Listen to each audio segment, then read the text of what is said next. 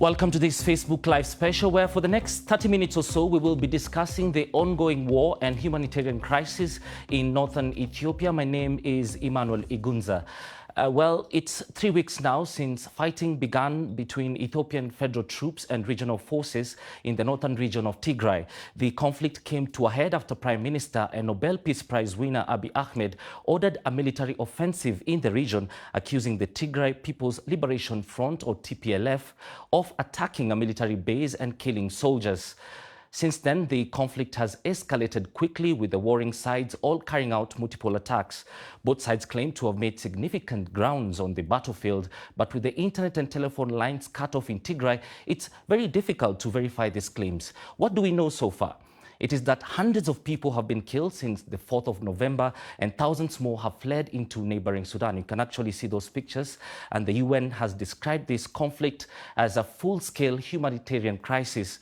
Today we'll be focusing on how Ethiopia can solve this internal wrangle and prevent it from turning into a civil war that could engulf the whole region. Well, the question we are asking you today is, can Ethiopia avert a civil war that could destabilize the Horn of Africa? Do share your thoughts, experiences, and even questions via the comment sections below, and we will definitely sample them throughout the program. In fact, why don't we take a look at some of those coming in right now? We do have comments on Facebook and on Twitter. Mugisha Polycarp, you say, we pray for Ethiopia. The continent has had enough death and suffering of war. And also Senidu Teklu, you say, let peace be in your country. All parties must come together. This is a common theme that we've been hearing, and the best approach for Ethiopia is dialogue. We are glad you're watching, whether it's from your laptop, phone, or whatever electronic device. Also, a shout out to those who may be joining us from our partners, Capital FM here in Kenya, Times Television and Capital FM in Malawi, NBS Television in Uganda, Bush Radio in South Africa, Splash FM in Nigeria, YFM in Ghana, QTV in Gambia, and Sky Communications in Liberia. We will be joined shortly by our panelists, but first, here's BBC Jamesha Prescott to remind us how we got here in the first place and why this conflict is of great concern to the region.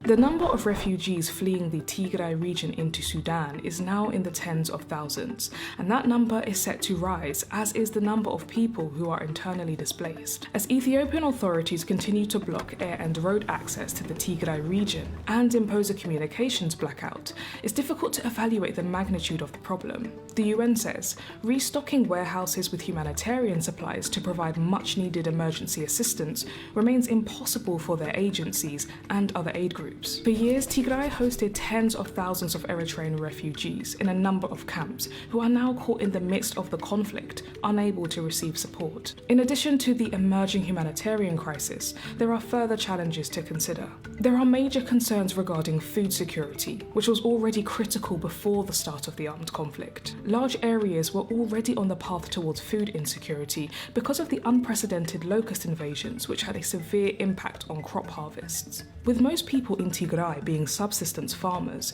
the locust invasions have increased the pressure on farmers to be able to produce enough crops for survival.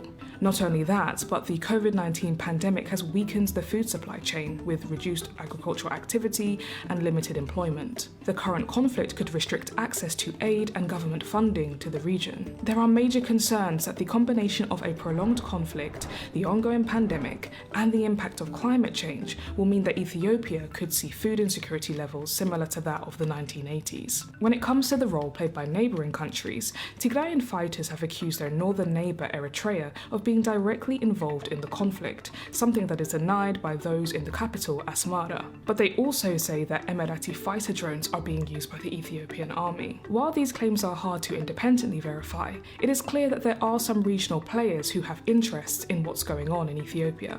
For a decade now, Sudan and Egypt have been in talks with Addis Ababa over Ethiopia's $4.6 billion megadam over the River Nile, which is nearing completion now. But so far, the talks haven't managed to reach a comprehensive deal.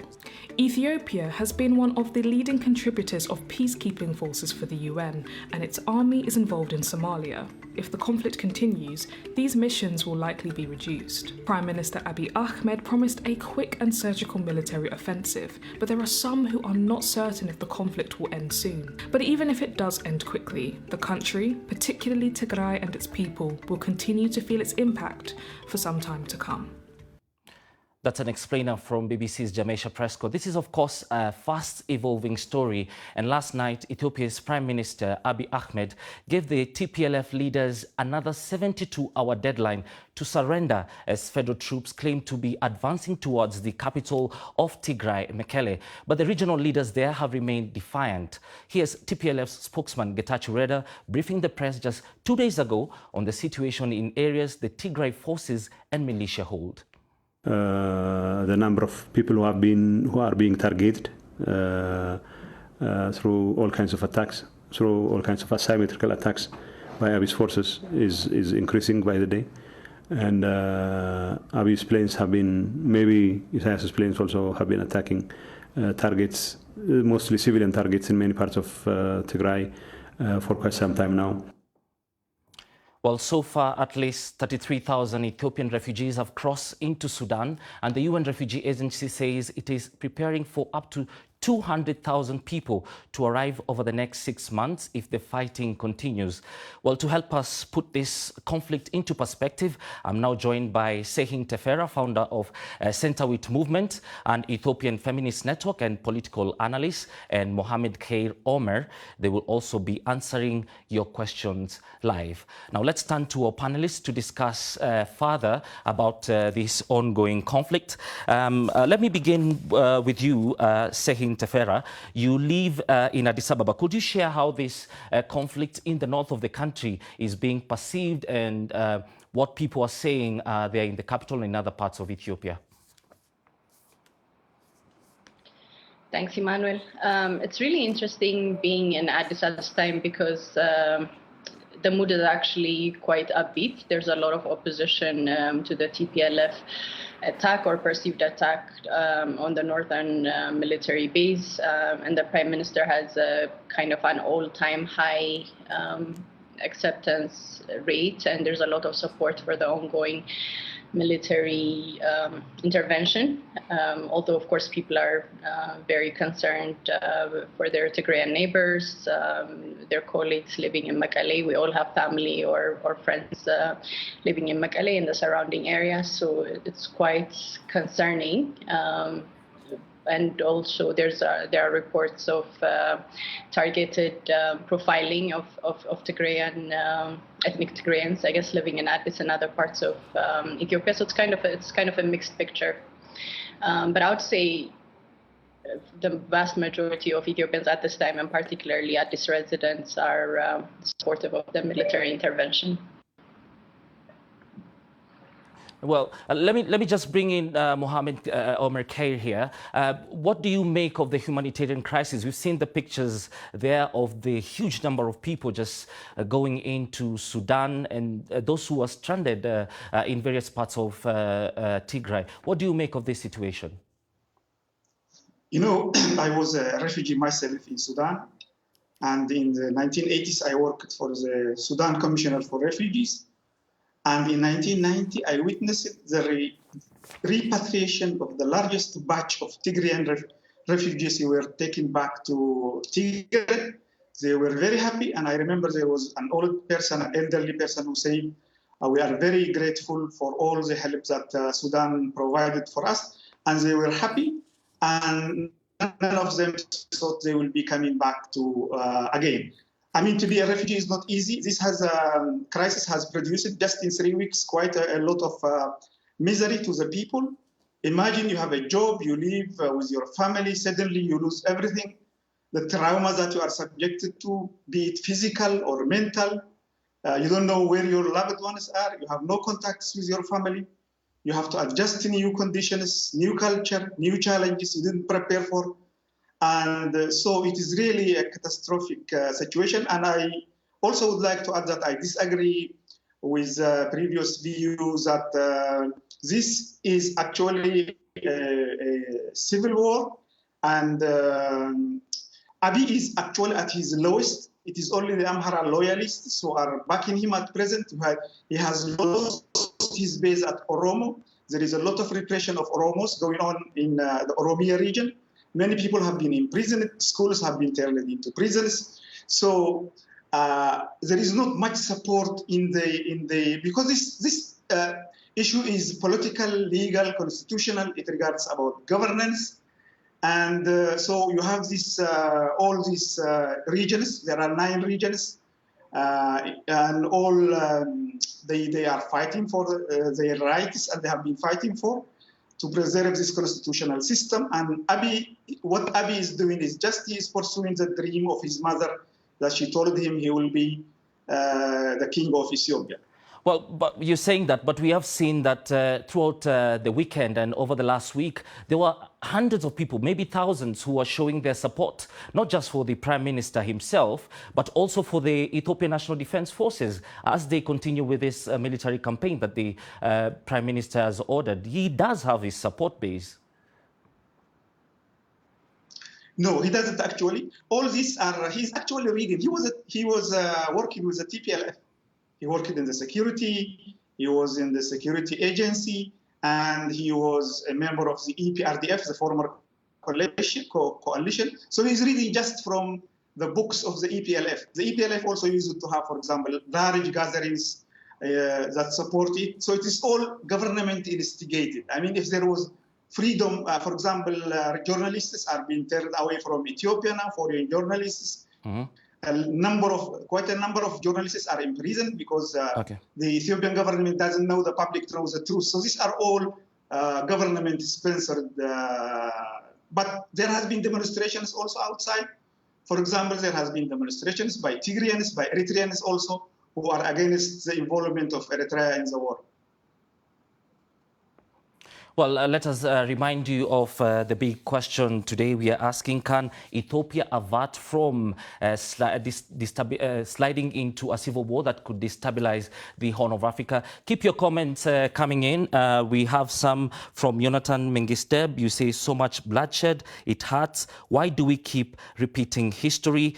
Beldo Tima, you say the best way to ease situation and avert the civil war is to allow UN intervention. Eagle Joseph Oje, you say we need God intervention to settle this crisis. And Buli Beyane, you say peace talks are important for the solutions. Now, let me just bring you back in here, Sehin. We've had these recommendations from the African Union about bringing in mediation. What is your assessment of that? And the Prime Minister so far said he's not willing to have mediation. What is your assessment? Thanks, Emmanuel. I think both sides could have done a better job in terms of not getting us to this point. But if we agree that this is on TPLF, that TPLF started it with what it calls the anticipatory self-defense attack on the military forces, and we find ourselves here. The government calls it a law enforcement order, and other analysts are calling it a civil war. I'm not sure if we're quite there yet, but we're definitely heading there. As you've mentioned, hundreds of people killed, civilians. As a feminist organization, we're very concerned with the reports of sexual violence against women and girls, which is to be expected in a war setting. So I think the Prime Minister has, in many ways, shown a lot of restraints. But I'm not sure what the holdback is in terms of mediation. As you said, the government hasn't accepted the last offer of mediation by the AU chairperson, Cyril Ramaphosa, and that was something that given us a lot of hope. And as you mentioned, there were 2 kind of groups of 72-hour timelines that was given to TPLF. So from that perspective, the war will really end when TPLF decides to end it. And of course, there's several scenarios in which that might play out. It would be really important to open a humanitarian corridor because we don't know how long this war is going to last. And if it's another 3 days or another 3 months, it's really important that the UN is allowed access in and that we have air and road transport access for civilians. Because we really don't know how TPLF will handle this. There were shots heard as of this morning against Gondar and Bahar Dar, the airports. So it does appear that the TPLF is defiant, and if it's going to try to use civilians as a human shield, that's going to be a catastrophe. So without the prospect of mediation, I think all we really can do is hope for TPLF surrender, and I'm not sure that will happen, knowing what we know about TPLF and their history. Well, we do. Of course, this is a fast-evolving story, like we said earlier. We had tried to get the press secretary of Prime Minister Abiy Ahmed, Ms. Bilen Seyum, but we could not get hold of her. We, of course, will keep trying to get a response again, perhaps for those allegations that have been made by the TPLF leadership of some of the civilians being targeted in the areas. Let me bring you back in, Mr. Mohamed Kair, regarding the question that Sehin has just brought about, the mediation and TPLF defiance. What is the best way now of addressing this issue, as we see both sides are not willing to cede any grounds? I think it is important to note that, for example, Prime Minister Abiy says this is a law enforcing process. But law enforcement, I mean, when you use tanks, missiles, and then drones, actually the Air Force chief admitted that they are using drones. Also, he said they are controlled by Ethiopians. So you cannot talk about law enforcement using tanks, heavy artillery, drones, bombings, missiles, rockets. Concerning this peaceful the only solution to this conflict, which is political, constitutional, legal issues, is through political dialogue. That is the only solution. So far, the TPLF have accepted dialogue. Of course, both parties take a blame in not resolving this until it reaches this situation.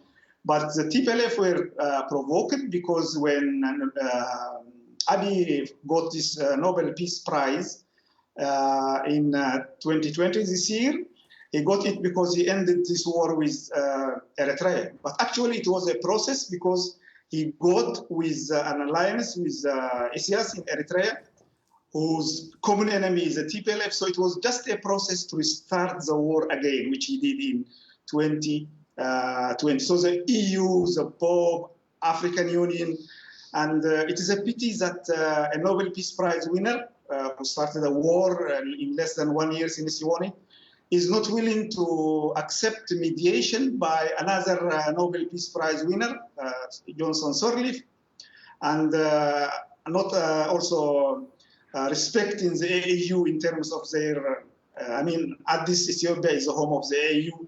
And so it is very unfortunate that the Ethiopian government wants to finish this with war. But even if they occupy Mekele, or they think that they have won it, this war is going to drag on. In 3 weeks, various reports that we get from the field, the thousands of soldiers have died, and thousands of people have been uprooted, and there has been increased animosity towards Tigrayans, particularly in other parts of Ethiopia. They are being taken away from their jobs, and they are looked with suspicion, and they are guilty until they are proven the other way around. So this has created a lot of animosity. These are not going to go. Then there are social implications. When the war ends, in one way or the other, and when people realize that so many people have died, and the cost was too much, things could happen like what happened in Ethiopia in 1979, and Ziad Barre lost the war there. And when he returned, I mean, people realized how costly it was, and so it brought in a lot of problems. So this is not going to finish easy. Let me just take a bit of more comments. You're making some points that we need to interrogate. But Solomon Gadisa, you say war could not bring a solution. Dialogue is that can bring national reconciliation. We need to be out of this vicious cycle of civil war for a century. Ofitai, thank you very much for your comment. You say national dialogue. And Moniran Aben, you say Prime Minister should accept dialogue instead of military confrontation for the sake of civilians from both sides. Sehin, you've heard Mr. Omer saying here that the TPLF was provoked. Is that your assessment that TPLF was provoked into starting this conflict? No, I don't agree with that. I think, like I said, both sides could have done better in terms of not getting to this point. But I don't think there's any doubt how the actions of of the TPLF may be interpreted on any international level, and it's really not for us to guess what the intentions were with the peace with Eritrea, and obviously that's laudable in its own right. But I think we also need to get away from this. We keep talking about how Abiy Ahmed won the Nobel Peace Prize, and it did, and it keeps coming up with in international reports. But surely the fact that he won a Nobel Peace Prize doesn't mean he can't defend his country and the rest of the country when aggressed. However, I think it's also important to hold him to a higher standard, partly because he is a Nobel Peace Prize winner than the TPLF, just because of where they found themselves as the aggressors now.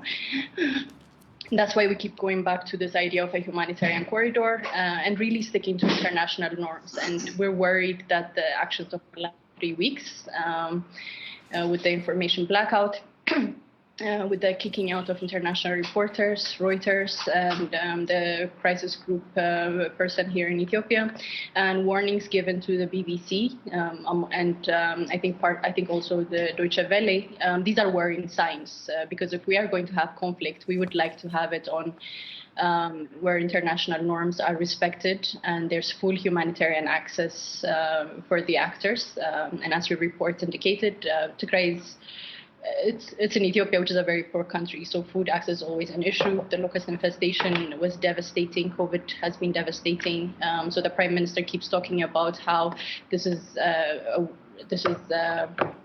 well, not a war, but it's the action is against the TPLF and not against Tigrayan civilians. But it's going to be very hard for Tigrayans to feel like that if they keep getting targeted as civilians. So again, international norms and particularly the humanitarian corridor.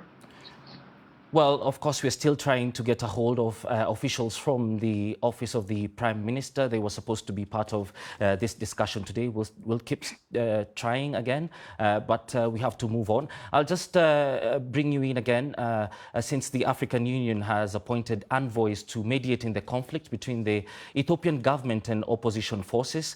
The former head of state of Mozambique, Liberia and South Africa are expected in the country at any time now, but the central government in Addis Ababa has rebuffed various offers of mediation and says the envoys will meet with Prime Minister Abiy Ahmed. Let us go back to our panelists. Let's talk about this claim. Of course, you've spoken about, Mr. Mohammed, you've spoken about that there were warnings given to the BBC.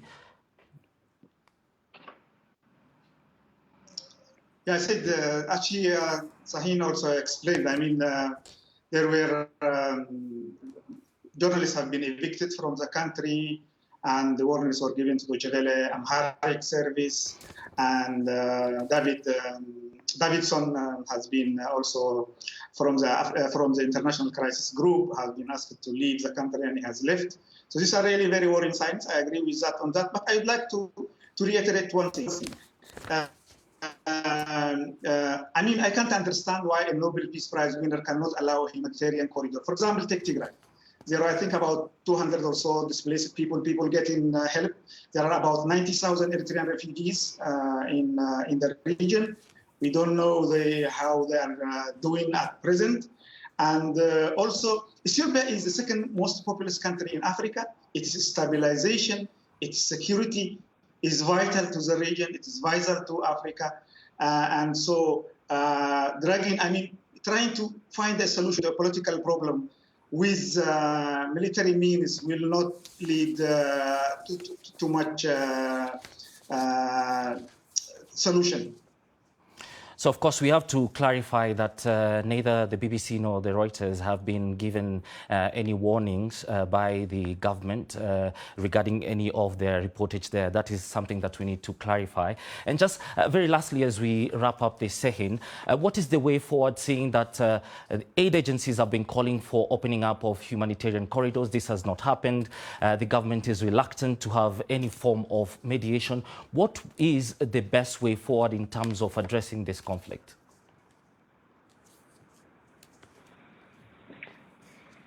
Well, the best way forward would be for TPLF to surrender. Again, that seems like an unlikely scenario. But however long this conflict takes, it's really important that we get humanitarian access in. Tigrayan civilians really cannot afford any more displacement. And we've heard really horrific attack of what may in the future constitute war crimes committed by both sides. So the only way we can minimize that is by allowing humanitarian access in. Ethiopia cannot pretend to be above international laws. We're the home of the African Union. And I think the Prime Minister should take the mediation offer that's been kindly offered by the head of the African Union. But again, like I keep saying, the international norms of warfare. I think whenever this ends, it would be really important to have a restorative justice system set in place for Tigrayans to really come back to feeling like full citizens of Ethiopia again, because it's horrific what they're going through. And these are, Tigrayans all over the country have really felt isolated for the past 3 weeks, and that's not something we can ignore. And the government can keep talking about how it's attacking TPLF and not Tigrayans, but for the average Tigrayan woman or man on the street, it must really feel like an ethnic-based attack, and that's something that needs to be redressed. We need a national dialogue moving on, because as Mohammed mentioned, it's not just in Tigray that we have a conflict, although that's become center stage now. There's been horrific reports of human rights abuses in Oromia youth being rounded up without due process. There's been attack against civilians, ethnic Amaras, Guardies, really kind of everyone in many parts of the country. And addressing the TPLF issue is only the tip of the iceberg. So moving forward, what I see is a national dialogue that just includes everybody, that addresses sexual violence against women, which is a key area that keeps getting forgotten whenever we have conflicts. And just really moving forward, and again, expecting the Prime Minister and our board of maybe the National Election Board to have the election as promised in May. Sorry, I'll stop there. Thank you. Well, thank you very much, Sahin. I will put the same question to you, Mr. Mohammed. National dialogue, we keep hearing this being said over and over again. What is your recommendation about how Ethiopia can avert this conflict turning into a civil war? Very briefly. Yes, very briefly, I say the most important thing now, we usually know that it is men who start wars and the women are those who pay the biggest price, and they take care of the children and elderly and disabled, etc. But the immediate thing that should be done is a ceasefire for a limited period of time where humanitarian access is possible, and the ICRC, etc., are also able to go into the country and see and help with this thing. So my first important thing is a ceasefire for a limited period of time, and then which will open room for dialogue. Thank you very much. Well, thank you very much. We want to appreciate your participation on this discussion. I wish we had more time. Thank you for sending your questions and comments. We hope you got something valuable out of this. Thanks to our guest, Sahin Tefera, founder of Setawit Movement and Ethiopia Feminist Network, and Mohammed Kair Omer, the former member of Eritrean Liberation Front. We have tried to get in touch with Bilen Seyum, the PM's press secretary, to respond to the allegations, but we didn't get a response from her. Thanks to our partner stations, Capital FM in Kenya, Times Television and Capital FM in Malawi, NBS Television in Uganda, Bush Radio in South Africa, Splash FM in Nigeria, YFM in Ghana, QTV in Gambia, and Sky Communications in Liberia. My name is Emmanuel Igunza. Bye-bye.